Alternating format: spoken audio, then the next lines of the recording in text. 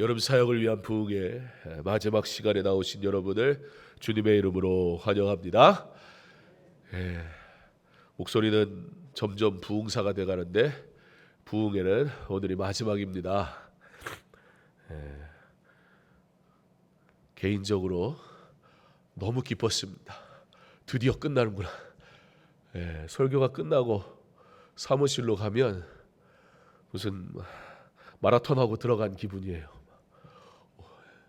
숨이 막 아프고, 그러나 그럼에도 불구하고 기쁨이 있습니다. 하나님 앞에 성도들과 예배하고 기도하고 찬양하고 매일 이렇게 만나니까 맨날 이렇게 할까요? 아무도 대답을 안 하시네. 맨날 하면 안 되겠죠? 안 되나요? 우리의 삶이 단 하루도 하나님을 찾지 않는 삶이 없기를, 우리의 삶이 매 순간마다 하나님을 만나고 하나님 앞에 올려드릴 찬양이 있는 그런 기쁨의 삶이 될 수 있길 간절히 소망합니다.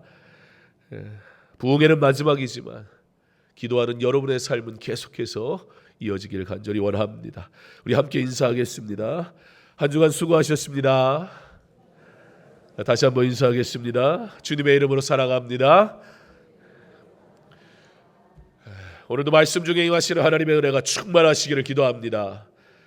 오늘 말씀은 지난 4일간의 시간 동안 나눈 말씀의 적용입니다. 그러니까 지난 4일의 시간 동안 우리가 나누고 배웠던 그 말씀이 그러므로 우리의 삶 가운데 어떻게 사라져야 할까? 그 내용을 나누려고 합니다. 보이지 않는 하나님을 보는 듯 사는 삶의 방법 4가지 키워드. 우리 모였는지 한번 큰 소리로 외쳐볼까요? 시작. 거절, 선택, 순종, 찬양.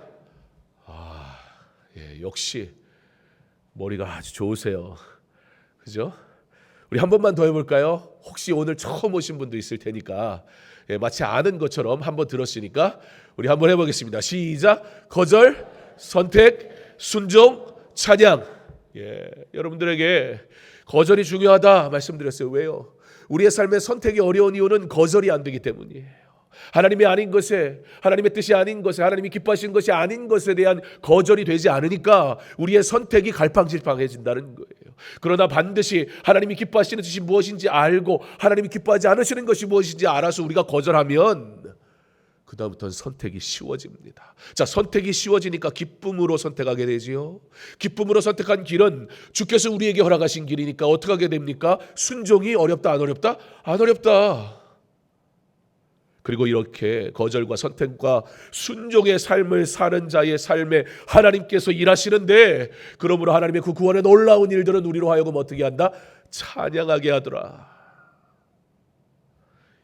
이제 하나님의 은혜로 출애굽한 이스라엘이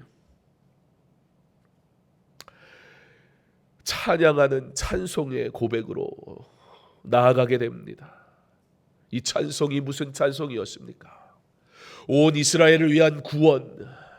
이 구원의 노래는 온 이스라엘 백성이 하나님께 올려드리는 감사의 찬양이었습니다. 문제는 무엇입니까? 우리의 삶의 이 찬양, 감사의 찬양이 날마다 이어져야 하는데 하나님의 은혜가 한 번의 이벤트처럼 우리의 삶에 끝나버릴 때가 너무나 많다는 것입니다. 자, 이제 그 은혜, 구원의 은혜로 이스라엘 백성이 나아가야 할 곳이 있었습니다. 나아가라, 너희가 나아가라. 그러나 당장에는 눈앞에 보이는 홍해를 향해 나아가라는 뜻이었지만, 그러나 결국에는 그 홍해를 지나 하나님이 그들에게 약속하신 그 가나안 땅으로 나아가야 할 것이 그들에게 주어진 사명 아니었습니까? 그러므로 이제 하나님의 구원의 노래를 부르는 이스라엘 백성은 그 노래와 찬양으로 어디로 가면 됩니까? 가나안 땅으로 가면 됩니다. 그리 멀지 않은 곳이었습니다. 왜 가나안 땅에 가야 했습니까? 가나안 땅은 약속의 땅이기 때문입니다.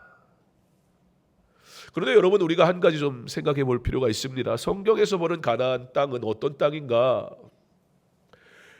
모세가 보낸 12명의 정탐꾼 가운데 10명은 그 땅을 보면서 뭐라고 했는가? 실제 가나안 땅에 들어간 후에 가나안에서 일어났던 일들을 성경이 기록하는 것을 보면 여러분, 이곳에 무엇이 있었습니까? 수많은 전쟁이 필요했습니다. 우리가 성경을 자세히 살펴보면 가나안은 천국의 표상이 아닙니다. 그것은 구원받은 성도들이 누리는 기업의 표상입니다. 그래서 가나안 땅에는 전쟁도 있고, 가나안 땅이 천국이라면 전쟁이 없어야죠.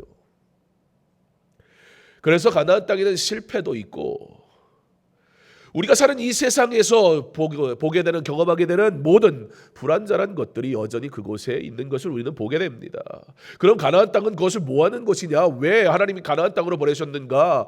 하나님은 이스라엘 백성, 선민이라고 스스로 자부하고 부르는 이스라엘 백성, 이 선민이 무엇을 위한 것입니까? 하나님이 그들을 택하셔서 그들을 통해서 하나님의 백성이 어떻게 하나님께 복을 받고, 하나님의 백성이 어떻게 하나님을 예배하며 찬양하며, 하나님을 어떻게 그의 영광을 위해 살아가는지 그 삶을 통하여 그 주변에 있는 모든 나라들을 향해 하나님의 구원의 복음을 전하게 하시려고 먼저 그들을 부르신 거예요.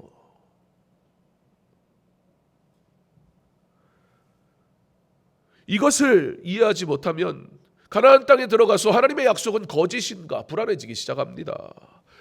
심지어 10명의 정탐꾼의 말이 옳은 것 같지 않습니까? 실제 그들은 어마무시하게 큰 사람들이었습니다. 유럽 종교개혁 투어 가가지고 보니까 독일 사람들 별로 키가 안 크더라고요. 오히려 독일 여성들이 키가 좀 큰 분들이 있는 것 같긴 한데, 저는 독일, 유럽 가면 제가 오랜만에 올려다 볼 줄 알았더니 그렇지는 않았어요. 제가 살까지 쪄가지고 제가 덩치가 더 좋더라고요.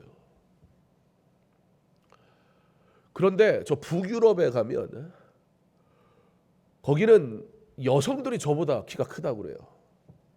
남성들은 190 이상이 그냥 자연스럽고 당연한, 2m가 넘는 사람도 있고. 그 사람들을 이렇게 보면 가나안 땅에 들어간 10명의 정탐꾼이 아마 그런 사람들, 그런 모습들을 보면서 움츠러들지 않았을까 생각해 봅니다.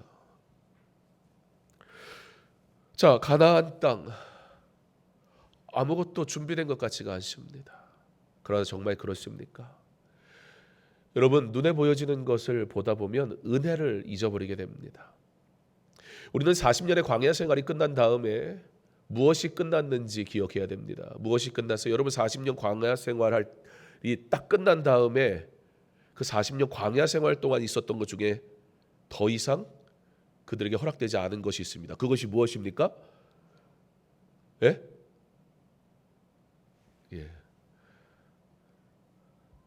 더 이상 만나가 필요 없었습니다. 이제 가나안 땅에서는 그들을 뭘 먹고 살았습니까? 땅에서 나는 소산물을 먹고 살아가게 됐습니다.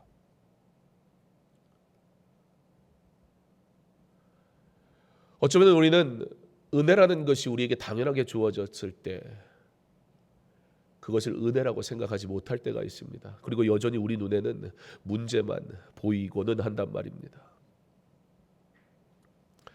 하나님의 약속이 거짓인 것이 아니라 하나님의 약속으로 바라볼 시선이 우리 가운데 있지 않을 때 우리는 내 눈에 보이는 것으로 또 판단하게 되더라. 누가요? 조금 전에 하나님의 은혜를 경험한 내가. 가나안 땅, 그것은 불완전한 땅이었습니다. 이 세상 늘 그렇습니다. 아픔과 슬픔과 전쟁, 난리로 가득 차 있습니다. 우리는 당장 남북이 대치한 분단의 문제를 가지고 있습니다. 세상은 난민 문제로 시끄럽습니다. 이슬람 과격단체의 상식을 벗어난 행동은 우리로 경악을 금치 못하게 합니다. 세상을 미워하는 사이코패스 같은 살인 행위들이 뉴스 가운데 나오는 것을 우리는 지금도 봅니다. 이제 내일 개막하는 프랑스 파리 올림픽에는 팔레스타인 무장 정파 하마스가 제작한 테러 경고 영상이 공개돼 지금 온 세상이 두려워하고 있습니다. 세상은 더 악하여지면 악하여지지 나아질 기미를 보이지 않더란 말입니다. 이와 같이 우리의 삶의 주변에는 여전히 여러 가지 어려운 상황들이 놓여 있습니다. 네, 그렇습니다. 세상은 결코 유토피아가 되지 않을 것입니다. 그러나 세상은 더욱 세상이 되어갈 겁니다. 그러므로 이 세상에 소망을 두는 것이 아닙니다. 그렇다고 이 세상에서 낙심해야 할 것입니까? 그렇지 않습니다. 성도 여러분, 가나안 땅으로 들어가 그곳에서 하나님은 그들에게 하나님의 백성으로, 하나님의 백성이 어떻게 하나님의 은혜를 누리며 살아가는지 알려주고 싶어 하셨습니다. 부띠드 프랑스라는 곳에 가면, 우리 이번 종교개혁 투어 때 갔던 곳인데, 가가지고 거기 얼마나 예뻐요, 그죠? 거기 얼마나 예뻤죠? 너무 예뻐서 사진 찍느라 길 잃어버릴 정도로 예뻤던 곳. 그런데 신혼여행지로도 유명한 그 도시가 한때는 난민들과 그리고 집장촌이 모여 있었던 그 시대의, 종교개혁 시대의 최악의 도시였습니다. 스위스 제네바에서 칼빈이 열심히 목회를 하다가 제네바 목사회를 통해서 오해를 받고 그곳에서 쫓겨나게 됩니다. 그리고 간 곳이 부띠드 프랑스라는 곳이었어요. 척박한 곳. 칼빈이 내가 왜 이곳에 와야 하는가 질문하지 않을 수가 없었습니다. 내가 이곳에서 뭘 할 수 있단 말인가 고민하지 않을 수가 없었습니다. 저희가 간 그 도시 어딘가는 그 수백 년 전에 우리가 밟은 그 도로를 칼빈이 걸어갔을 겁니다. 어떻게요? 낙심하는 마음으로. 그러나 여러분, 역사가 기록합니다. 종교개혁자들이 그 도시에 들어간 이후에 도시가 변화되기 시작하는데, 바로 지금은 가장 아름다운 도시라, 정말 아름다운 도시라 불릴 만큼 도시가 정비되고 체계화되고 깨끗해지고 정화되고. 사랑하는 성도 여러분, 그리스도인은 세상에 사는 이유가 있습니다. 세상에 속하여 사는 것이 아니라 이 세상 속에서 그리스도인으로 하나님의 영광을 위해 살아가도록 부르셨다는 사실을 꼭 기억해야 합니다. 내가 머무는 곳이 주의 복음으로 새로워지고 변화되는 은혜가 있기를 간절히 소망합니다. 여러분이 있어 여러분의 가정이 복음으로 변화되고, 여러분이 있어 여러분의 직장이 복음으로 변화되고, 여러분이 있어 여러분의 학교가 여러분으로 인해 복음으로 변화되어지는 그 사명이 우리 가운데 있다는 사실을 결코 잊어서는 안 됩니다. 이 세상은 절대 유토피아가 되지 않을 것입니다. 세상은 더욱 세상이 되어 갈 것입니다. 그러나 성도 여러분, 그리스도인들은 하늘의 신령한 복을 누리며 이 세상에서 하나님의 자녀로 기업을 누리며 살아가는 것입니다. 성도는 이 땅에 살면서 하나님이 것이 아닌 것은 거절하고, 이 땅에 살지만 하나님께서 우리에게 허락하신 것은 선택하며, 이 땅에서 하나님의 말씀을 따라 순종하며 살아갈 때 그러므로 찬양으로 영광 돌리며 살아가는 것입니다. 그러므로 우리가 이 땅에 살 만한 충분한 가치가 있단 말입니다. 우리는 고행하겠다고 또는 뭔가를 깨닫겠다고 저 깊은 산속으로 들어가는 사람들이 아닙니다. 그러나 세상으로 나와 세상에 속하지 아니하고, 그러나 세상에 속하지 아니하도 하나님께서 주시는 은혜가 충분해서 그 은혜로 말미암아 하나님의 영광을 이 세상 가운데 나타내는 삶을 사는 것, 그것이 바로 그리스도인의 삶입니다. 10명의 정탐꾼의 문제는 무엇이었습니까? 그들이 지금 이곳까지 오게 된 유일한 이유가 무엇인지 잊어버렸다는 게 문제였습니다. 그것이 오직 하나님의 은혜였는데, 언제부터 그들이 스스로 상식과 지혜로 생명을 유지한 적이 있었습니까? 도대체 그들에게 가나안은 무엇으로 보였습니까?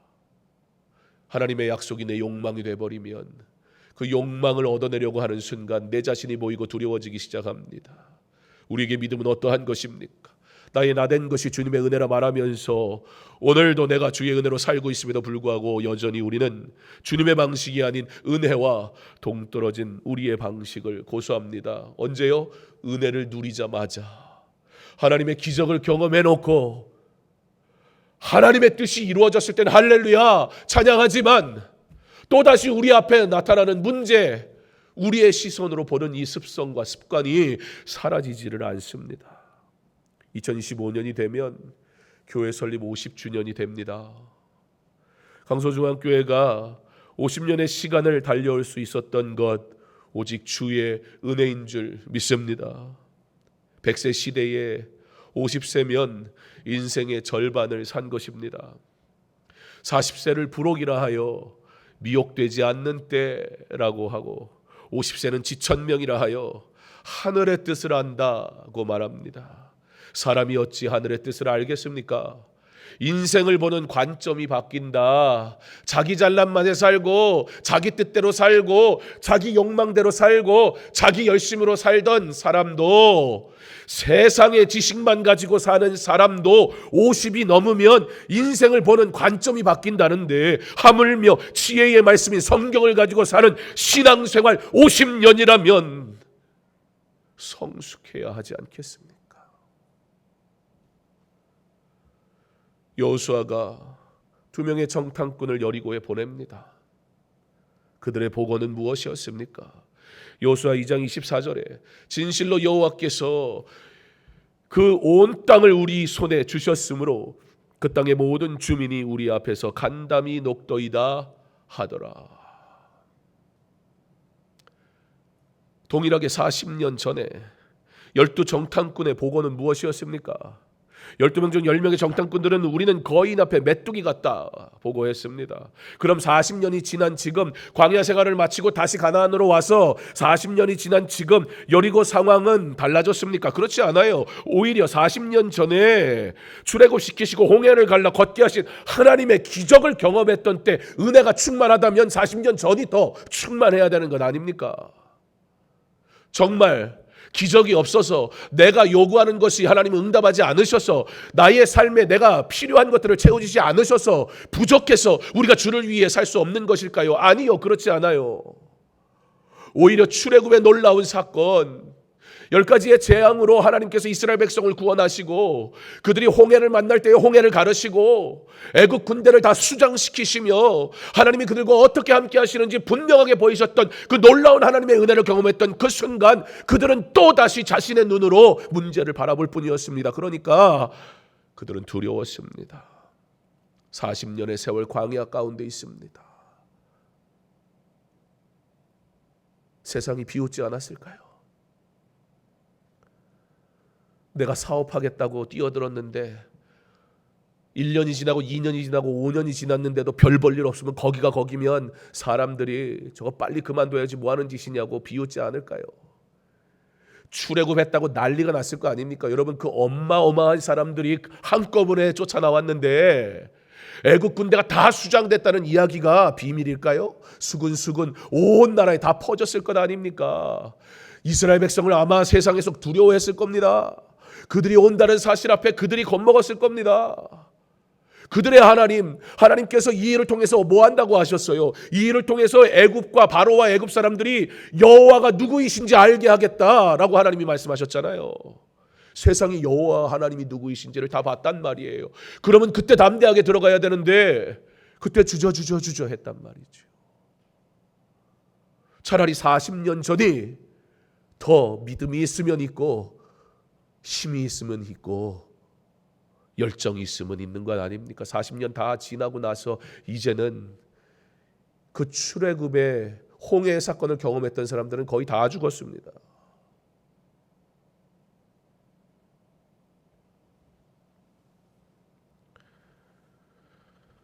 그러나 40년의 세월, 한 가지 다른 점이 있었습니다. 철저하게 하나님을 의지하지 않으면 살 수 없는 법을 배웠습니다.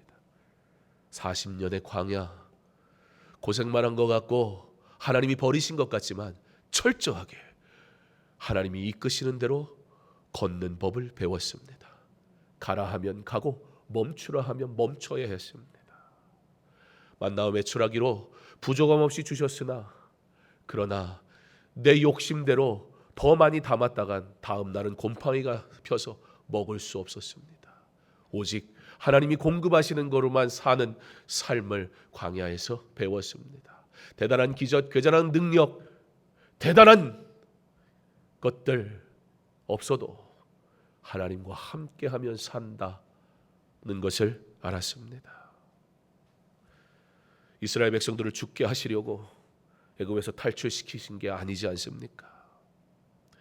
그런데 문제 앞에 우리는 다시 우리의 습관으로 돌아가곤 합니다. 열심히 주를 위해 하려다 결국 자신의 습관으로 돌아가는 우리의 연약함을 우리는 종종 보고는 합니다. 모세의 믿음만이 아니라 이스라엘 백성 한 사람 한 사람 저들의 믿음의 고백이 되어야만 했습니다. 사랑하는 성도 여러분, 부흥회라는 분위기 속에서 누려지는 감정이 아니라 오늘 나의 온전한 믿음의 고백으로 하나님을 만나는 은혜가 있기를 간절히 소망합니다. 좋은 믿음의 부모님, 좋은 믿음의 교역자, 좋은 믿음의 성도를 통해 우리가 하나님을 만날 수 있습니다. 그러나 그들의 믿음을 동경하며 사는 것은 아닙니다.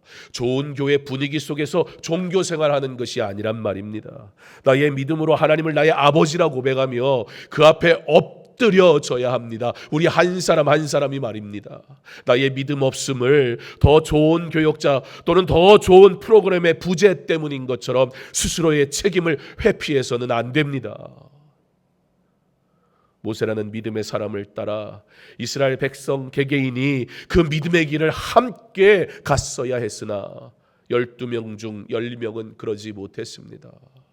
결국 불신앙으로 인해 하나님이 이스라엘을 40년간 광야에 걷게 하십니다. 그리고 이제 때가 되어 여호수아를 통해 여리고를 점령케 하시는 겁니다. 하나님의 때에 믿음으로 움직일 수 있는 저와 여러분 될 수 있기를 간절히 소망합니다. 50주년 이후 하나님의 은혜로 행하실 일들을 하나님이 계획하고 계시는 줄 믿습니다. 문제는 우리가 준비되어 있는가입니다. 여호수아를 통해서 여리고를 점령할 때 비로소 저들이 믿음의 눈으로 봅니다. 여러분, 그들에게 주신 명령이 무엇이었습니까? 걷는 거였어요. 말도 안 되는 일이었지만 홍해에 비하면 상대적으로 할만해 보입니다. 그런 생각이 들더라고요. 여호수아를 보면서 여리고성을 점령하기 위해서 거기를 걸으라는 하나님의 명령이 사실 너무나 터무니없이 들리잖아요. 그런데 홍해 앞에서 홍해를 가르라는 얘기보다는 훨씬 쉬워 보이더라고요. 그래도 최소한 걷는 건 할 수 있잖아요. 이거는 어쨌든 저쨌든 할 수는 있는 일이잖아요. 여러분, 그러고 보면 문제가 커서 문제는 아닌 것 같아요. 문제를 내가 크게 보니 문제예요. 그리고 문제가 크다 하여도 그 문제보다 크신 하나님을 볼 수 있어야 되는데 여전히 내 눈엔 문제만 커 보이는 게 문제예요. 생각을 해보니까 정말 그래요. 40년 전에는 홍해를 가르라고 나아가라, 이거 뭐 빠져 죽으란 얘기도 아니고 근데 생각을 해보니까 여리고성을 돌래요. 걷기만 하면 돼요. 그건 잘할 수 있잖아요. 40년을 했는데, 여지껏 했는데, 어제도 했는데. 사실 어렵다 쉽다의 문제는 우리가 구별하는 것이지 하나님에게는 아무런 상관이 없습니다. 사랑하는 성도 여러분, 전능하신 하나님의 능력을 믿으십니까? 그렇다면 더 이상 이제는 정말 내 눈으로 보지 않기를 바랍니다. 내가 판단할 일이 아니라고요. 문제의 크기 내가 잴 필요가 없다고요. 내게는 작은 것일 수도 큰 것일 수도 있지만 하나님 앞엔 아무 상관이 없습니다. 중요한 것은 이 명령을 주시는 하나님을 신뢰하고 의지하느냐의 문제입니다. 그렇지 않고서 이스라엘이 무슨 수로 여리고를 점령하겠습니까? 40년 광야를 통해 하나님께서 저들을 훈련시킨 게 있는데 하나님을 의지하는 것, 그거 하나고요. 다른 하나는 뭐였어요? 걷는 것. 어떻게 해요? 걷는데 그냥 걷는 건 아니에요. 어떻게 걷는 거예요? 하나님이 인도하시는 대로 걷는 거예요. 우리의 남겨진 삶이 하나님이 우리에게 허락하시는 그 길로 걸어갔으면 좋겠습니다. 여러분이 참 수만 가지 계획을 가지고 계실 텐데요. 그 계획을 가지고 하나님 앞에 먼저 엎드리세요. 그리고 이게 하나님의 뜻에 합당한지 안 한지 보세요. 그걸 보면 이제 거절해야 될 것인지, 거절이 끝났으면 선택하면 되고, 선택했으면 순종하면 되잖아요. 그러면 하나님께서 어떻게 하신다? 우리로 하나님 앞에 찬양할 하나님의 놀라운 일들을 이루신다. 이것을 믿으시기 바랍니다. 이제 순종함으로 명령하신 그 뜻대로 걷습니다. 매일매일 하루에 한 바퀴씩 돌고 마지막에 7바퀴를 돕니다. 이게 믿음 없는 사람에게는 동화책에 나오는 허무맹랑한 이야기처럼 들립니다. 예, 실제 그렇게 오만하게 덤벼들다가 애굽 군대가 바다에 수장된 것 아닙니까? 믿음 없는 이들의 말에 그러므로 여러분 너무 마음 상하지 마십시오. 그러나 그들이 하나님을 알지 못함을 우리는 오히려 불쌍히 여겨야 합니다. 이스라엘은 경험했습니다. 이스라엘은 알았습니다. 하나님은 우리의 대단한 재능과 용기를 요구하지 않으신다는 것을 말입니다. 그러나 묵묵히 주의 뜻에 순종할 때 하나님께서 그들을 통해 일하심을 이스라엘 백성은 배웠습니다. 그렇게 7일을 돌았습니다. 믿음으로 7일 동안 여리고를 도니 성이 무너졌으며 40년을 걸었던 이스라엘 백성들은 그들이 할 수 있는 평범한 것을 요구하시는 하나님의 명령에 순종하는 법을 배웠습니다. 주의 일은 멋있게 하는 게 아닙니다. 주의 일은 막 보여지는 일이 아닐 경우가 훨씬 많습니다. 주의 일은 결과적으로 놓고 보면 나의 재능을 그렇게 필요로 하지는 않습니다. 주의 일은 내가 잘하는 것으로 하는 것은 아닙니다. 저는 저희 아이들이 음악을 하는 걸 보며 하나님 앞에 감사하기도 하지만 사실은 조금 부럽기도 합니다. 저도 너무나 음악이 하고 싶었으니까요. 우리 아이들은 모를 거예요. 음악을 하고 싶은데 하지 못하는 마음이 어떤 건지. 전 너무나 음악이 하고 싶었거든요. 그런데 안 시켜주시더라고요. 물론 여러 가지 이유는 있었습니다. 제가 음악을 포기한 이유는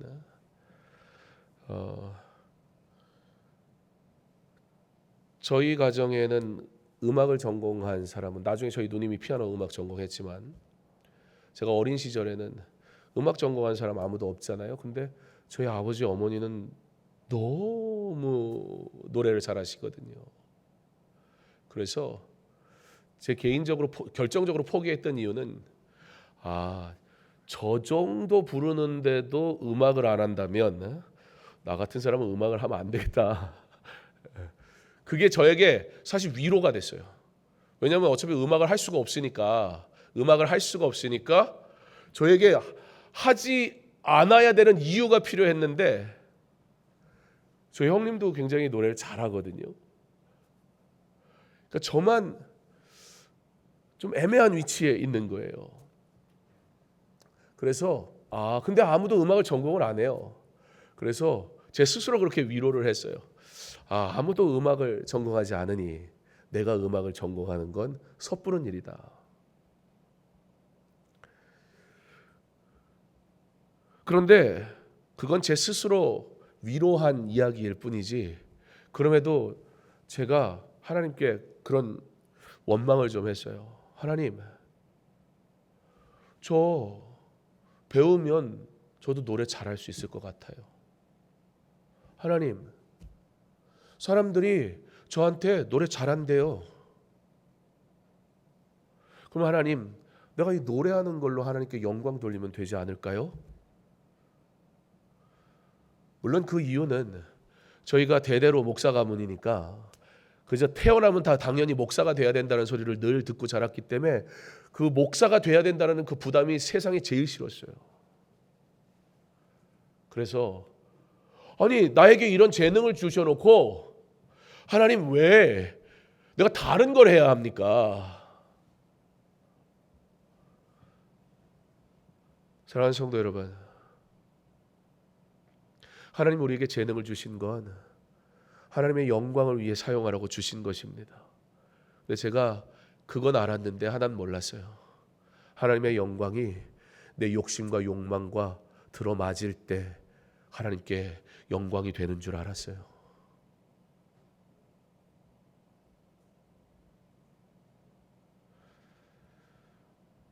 제가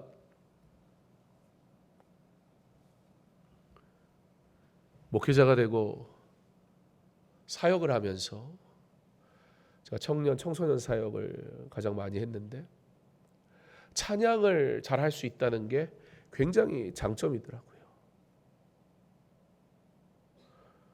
그때 하도 목을 함부로 써서 이제는 성대결절이 와서 지금은 상태가 별로 안 좋지만 조금만 소리를 들어도 막 목이 가고 그러니까. 그런데 그때 제가 하나님 앞에 회개했던 기억이 있어요. 하나님, 나에게 찬양을 할 수 있는 목소리를 주신 것으로 하나님이 영광 받으시면 그것이 영광인데 마치 또 내게 있는 재능으로 무엇을 하지 않으면 내가 쓰임받지 않는 것처럼.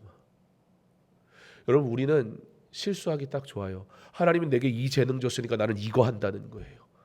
다른 건 안 해요. 얼마나 교만합니까? 여러분, 그게 교만인지 스스로 깨닫지 않으면 결코 교만인지를 몰라요. 왜요? 왜냐하면 열심히 하거든요. 하나님은 제가 성악을 전공해서 성악가가 되면 영광 받으실까요? 그렇지 않아요. 그러나 하나님은 우리에게 허락하신 것으로 하나님께 허락하신 그 길을 순종하며 가는 그를 통해서 영광 받으시는 거예요. 왜냐하면 결국에는 일하시는 것은 하나님이시지 우리의 능력이 아니기 때문이에요. 이스라엘 백성이 걸었다고 해서 그 발걸음 때문에 수많은 사람이 걸어가지고 땅이 꺼져가지고 여리고 성이 무너진 게 아니잖아요. 결국 걸음은 물리적으로 봤을 땐 여리고 성이 무너지는데 아무런 관계가 없습니다. 그 걸음은 철저하게 순종이에요. 무슨 얘기예요? 여리고 성이 무너지는 놀라운 역사는 철저하게 하나님의 일이었고 하나님의 능력이었지 그들의 어떠한 행위와도 상관이 없었다고요. 홍해도 마찬가지예요. 말도 안 되는 일을 하라고 하시잖아요. 그러나 모세가 그 지팡이를 댈 때 믿음으로 순종할 때 홍해가 갈린 거예요.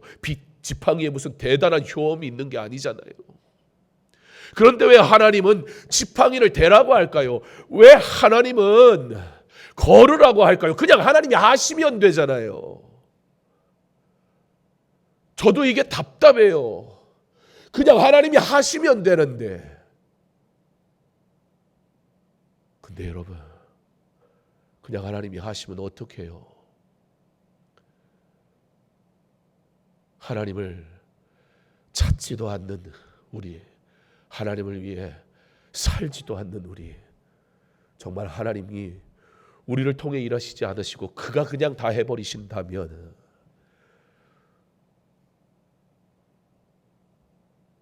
아주 미안한 표현이지만 정말 미안합니다. 앞자리 있어서 하는 거예요. 제가 우리 양전도사님한테 시켜서 하는 게 좋을까요? 그냥 제가 하는 게 좋을까요? 교회 일, 먹방 이런 거 말고 그런 내가 이길 수가 없어요.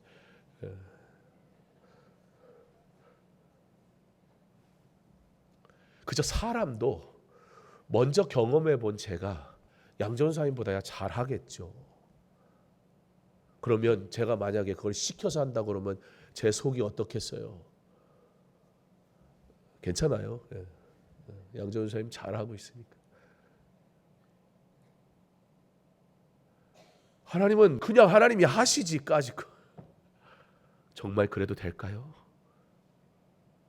그냥 하나님이 심판해 버리시면 되잖아요. 그냥 하나님이 버리시면 되잖아요. 그토록 말씀하셨고 그 많은 선지자들을 보내셨는데 그냥 하나님이 해버리시면 되잖아요. 그러면 누가 오늘 이 자리에 은혜로 하나님 앞에 나올 수 있는 사람이 있겠습니까? 기다리시는 하나님의 은혜를 이용하면 안 됩니다. 참으시는 하나님의 사랑을 교만으로 받으면 안 된단 말입니다.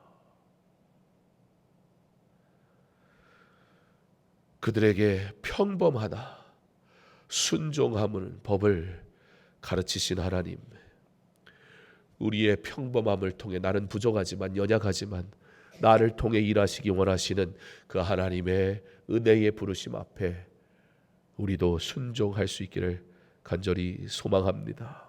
사랑하는 성도 여러분, 2024년 여름과 하반기 사역을 위해 한 주간 말씀 앞에 서서 우리의 모습을 점검하고 또 하나님의 뜻을 구하는 시간을 가질 수 있어서 참 감사했습니다.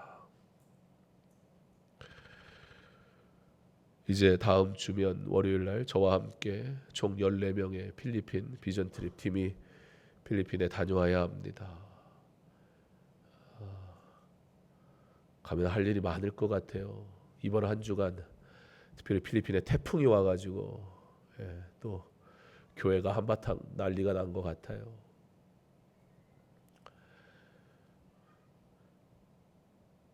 주를 위해 섬기는 일에 함께 기도해 주신 여러분 너무나 감사합니다. 그러나 주의 일에 우리가 기도하지 않는다면 차라리 하지 않는 것이 낫습니다. 사랑하는 성도 여러분, 거절하는 법을 배우십시오. 그리고 선택하는 법을 배우십시오. 나아가 순종하는 법도 배우십시오. 그래서 주의 일을 할 때 찬양하며 기쁨으로 감사로 할 수 있는 저와 여러분 될 수 있기를 간절히 소망합니다. 이곳을 사람의 어떠한 공간으로 만들지 마세요. 오직 하나님만 이곳에서 영광 받으셔야 합니다. 누구도 주인 노릇해서는 안 됩니다. 그러나 우리 주님만이 이 교회의 머리 되실 분입니다. 그러려면 거절할 줄 알아야 합니다. 하나님이 이것이 아닌 것. 제대로 거절해야 선택이 쉬워집니다. 내가 잘하는 것, 내 욕망이 나를 이끄는 곳이 아닌 그런 건 다 거절했잖아요. 하나님의 영광이 안 되니까. 그러므로 선택이 단순해집니다. 그 선택의 단순함은 어떻게 감당하는 겁니까? 순종하는 겁니다. 그것이 내 재능과 연결됐냐 안 됐느냐 그리 중요한 게 아니라고요. 만약에 제가 그래도 그나마 잘하는 것으로 만약에 목회를 한다 그러면 맨날 찬양만 불러야 될 거 아니에요. 안 그렇습니까?